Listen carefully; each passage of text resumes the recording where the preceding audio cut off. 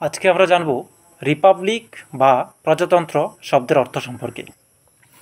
তো এক্ষেত্রে রিপাবলিক বা প্রজাতন্ত্র শব্দের অর্থ হচ্ছে যে কোনো রাষ্ট্রের রাষ্ট্রপ্রধানের পদ যখন বংশানুক্রমিক না হয়ে জনগণের দ্বারা প্রত্যক্ষ বা পরোক্ষভাবে নির্বাচিত হয়, তখন আমরা সেই রাষ্ট্রকে বলবো যে এটি হচ্ছে একটি রিপাবলিক বা প্রজাতান্ত্রিক রাষ্ট্র।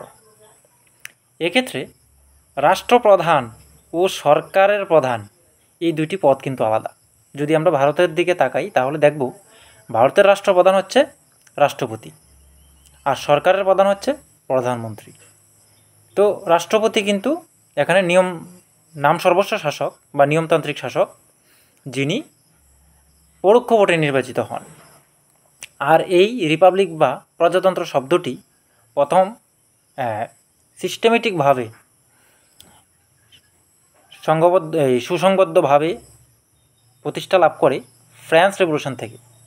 1789 যখন ফ্রান্সের রেভলিউশন হয়, তখন সেখানে আমাদের যে কনস্টিটিউশনাল মোনার্কি, অর্থাৎ ফ্রান্সে প্রথমে ছিল চরম রাজতন্ত্র, অর্থাৎ রাজাই সর্বে সর্বা। এখানে একটি বাক্য দিয়ে আমরা বুঝতে পারবো বিষয়টা। যেমন ফ্রান্স সম্রাট চতুর্দশ লুই বলেছেন যে আই অ্যাম দ্য স্টেট, অর্থাৎ রাজার যা আদেশ তাই হবে আইন, তাই হবে চূড়ান্ত।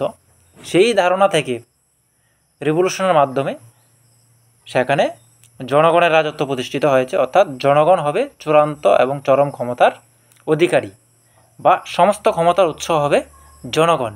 সেখানে কনস্টিটিউশনাল মোনার্কির প্রতিষ্ঠা লাভ করে। তো আজকের আলোচনা রিপাবলিক সম্পর্কে এতটুকুই। পরবর্তী আলোচনাতে এভাবেই বিভিন্ন শব্দ নিয়ে আমরা আলোচনা করব।